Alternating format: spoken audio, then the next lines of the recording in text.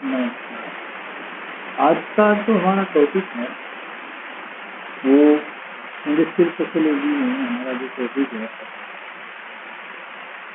जिससे कि आपको बताई चुकी हूँ कि हम साइंस एक इंडस्ट्रियल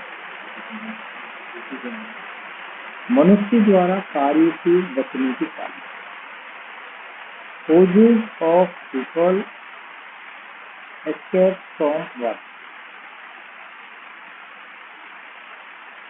मनुष्य द्वारा कार्य से बचने के कारण आखिर ऐसे क्या क्या कारण हैं जो जिससे वो व्यक्ति कार्य करने से बचता है? क्यों बचता है? इसके क्या कारण? तो आज हम मनुष्य द्वारा कार्य से बचने के कारणों के बारे में यहाँ पर चर्चा करेंगे।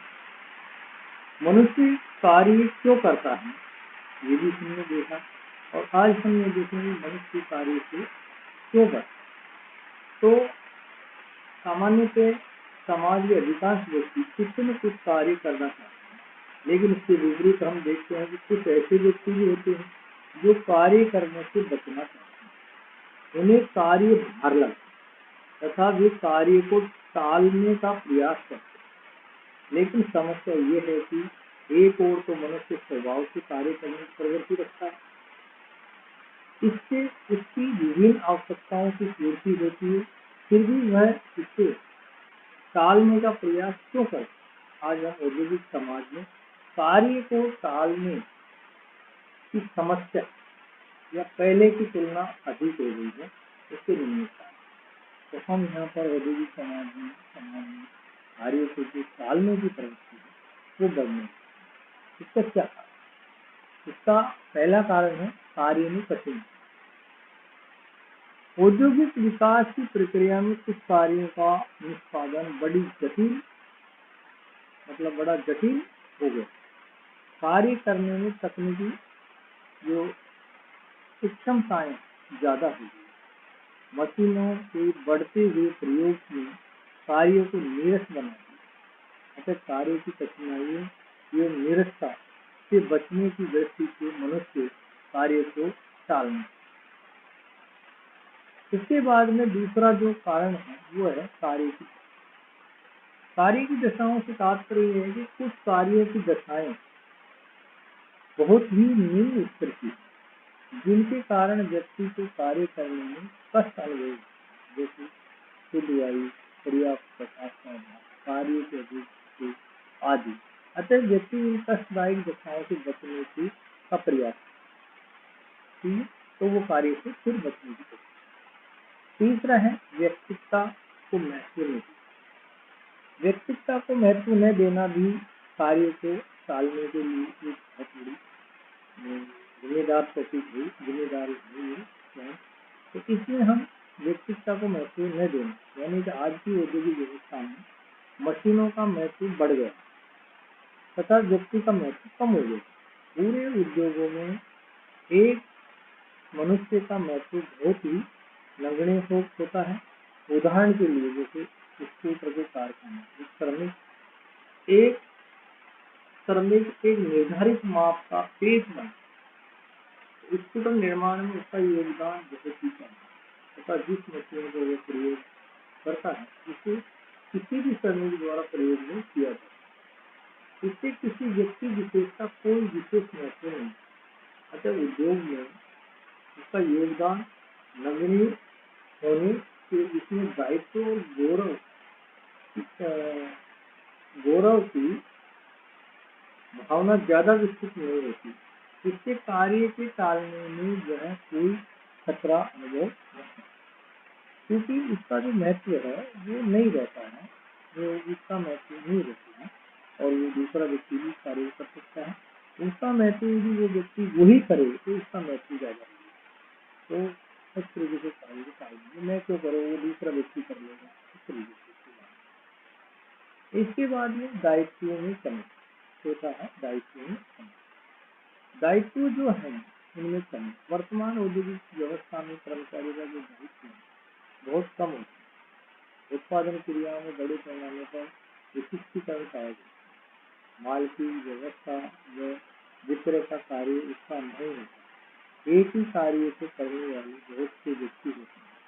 उत्पादन क्रियाओं में अनेक व्यक्तियों का सहयोग होता है, अतः व्यक्ति अपने कार्यों के प्रति रुचि कम लेता है तथा कार्य की उपेक्षा करने पर भी किसी हानि की बात नहीं है, क्योंकि संपूर्ण कार्य में उसके दायित्व का अंश बहुत कम है। तो इस तरीके से जो दायित्व है, जो जिम्मेदारी है, वो भी करनी है। तो फिर भी इसलिए कार्य करते हैं। इस तरीके से हमारा जो आज का टॉपिक है, ये इसको हमने यहाँ पर तो देख लिया है। मनुष्य जो है कार्य की दशाएं दिखा है। ये 5 कार्य है कार्य में करते हैं। कार्य की दशाएं व्यक्तित्व को महत्व देना, दायित्व में कहीं 4। उसके बाद में कार्य तथा मनोरंजन तथा खेल, वर्क एंड ये रिक्रिएशन और खेल।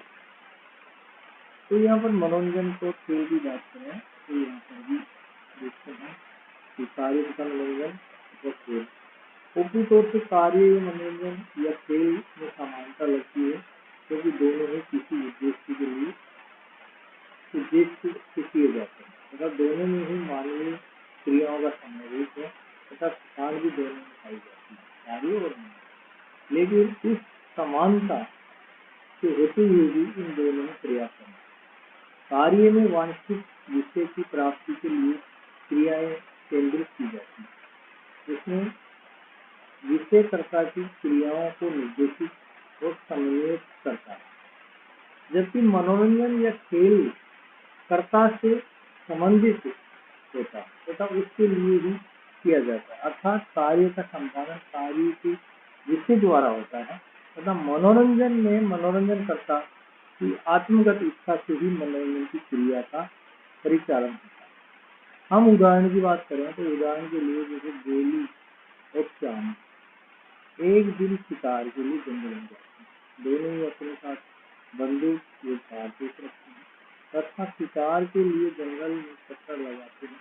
दोनों को ये देखकर निश्चय करना कठिन होता है कि ये कार्य कर रहे हैं या मनोरंजन, लेकिन उनसे पूछकर या उनके व्यवहार का निरीक्षण करके ये ज्ञात किया जा सकता है कि गोलू मनोरंजन के लिए शिकार तो गया है, वह किसी भी जानवर के मारने में अनुभव करता है तथा यदि कोई शिकार हाथ से निकल भी जाता है तो उससे कोई दुख नहीं होता है, जबकि चांद इसलिए शिकार करने गया कि उसे अच्छा बड़ा जानवर मिले, जिससे अधिक सामग्री मिले, जिसकी विक्रय से अधिक मुद्रा मिले, वह अच्छे से अच्छा शिकार लेने या सामू कार्य कर रहा है, क्योंकि उसका शिकार का उद्देश्य उसी क्रिया का विषय है, अर्थात अच्छे जानवर का शिकार प्राप्त करना। इसके विपरीत गोलू इसलिए शिकार को गया है कि उसका मनोरंजन हो, अर्थात क्रिया के प्रसाद की भावना की संतुष्टि एवं आनंद भी मुख्य है। तो इस तरीके से कार्य और मनोरंजन दोनों में अंतर है। कार्य एवं खेल में अंतर, कार्य एवं खेल में पर्याप्त अंतर पाए जाते हैं, जैसे उद्देश्य में अंतर। कार्य और खेल के दोनों के उद्देश्य अलग अलग होते हैं। कार्य जो कभी भी केवल कार्य के लिए नहीं किया जाता, उसके पीछे धन अर्जन करने, यश प्राप्त करने की भावना होती है, करने प्रबंध उद्योग आदि सभी धन अर्जित करने के लिए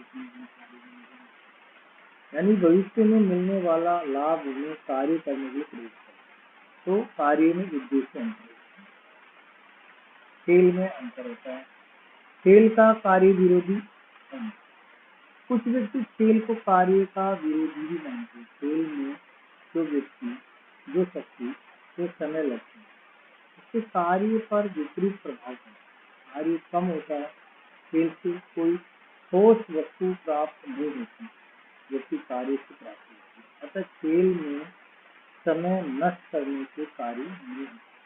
तो इस तरीके से ये खेल का और कार्य में विरोधी होना है। इसलिए महत्व का अंतर, खेल का महत्व खेलने की क्रिया में होता है और कार्य करने से इस तरीके से कार्य का महत्व इसके आहार होता है। खेल में क्रिया का मूल्य महत्व स्वयं क्रिया में पाया जाता है, जबकि कार्य में क्रिया का मूल्य जो महत्व क्रिया से परे एक लक्ष्य में पाया जाता है।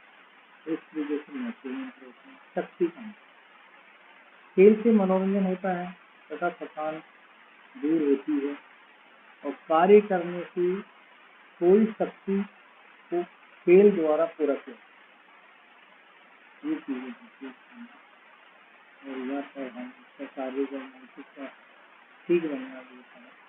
उसके बाद में शक्ति का भी अंतर होता है।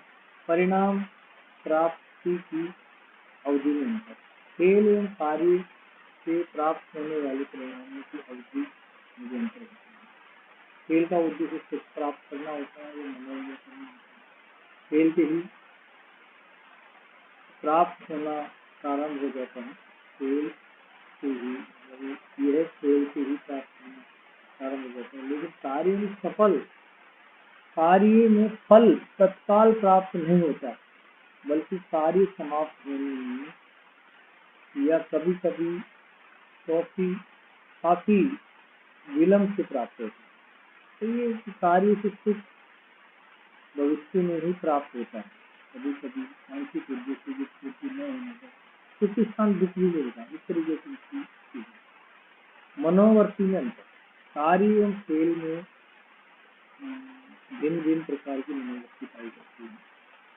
मनुष्य में खेलने के प्रति स्वाभाविक प्रेम होता है, तब स्वेच्छा से ही खेलना इसी प्रकार से खेल में मन लगाने के लिए किसी विशेष प्रयास करना है। लेकिन इसके विपरीत कार्य बाध्यता से किया जाता है तथा उसमें मन लगाने के लिए विशेष प्रयास करना पड़ता है। कार्य को वही प्रकार से करने का उसका उत्तरदायित्व होता है। इस चीजों को मनोवृत्ति देना कार्य एवं खेल में संबंध रिलेशनशिप एवं वर्क दोनों में बहुत अच्छा संबंध होता है। कार्य एवं खेल के अंतर को अपॉर्चुनिटी से स्पष्ट किया जा सकता है, जैसे हम कर सकते हैं। इन दोनों के मध्य कोई कठोर सीमा रेखा भी नहीं खींची जा सकती। कार्य में कभी ही कष्ट मिलता है, ये नहीं कहा जाता। कार्य करने की क्रिया भी सुख प्रदान करती है तथा कार्य करते हुए भी एक आनंद का अनुभव होता है। ये बात अलग है कि इसकी मात्रा अनुभव भिन्न प्रकार की है। कार्य एवं जीवन की सफलता के लिए खेल एवं कार्य दोनों ही आवश्यक है। इसके बाद में कार्य एवं कला वर्क एंड आर्ट कार्य एवं कला में भी ऊपरी कोर समानता लगती है, क्योंकि दोनों में ही व्यक्ति को क्रिया करनी पड़ती है तथा क्रिया का कुछ उद्देश्य भी होता है।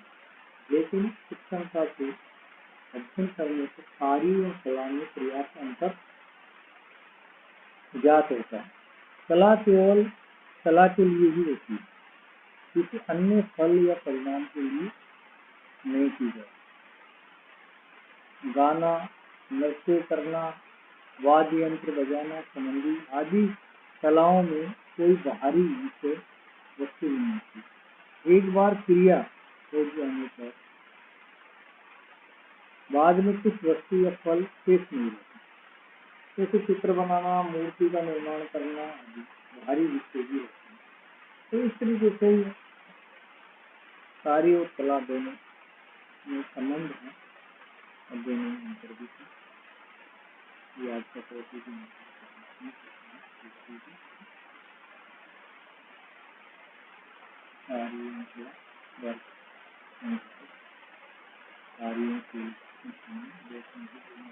Work and play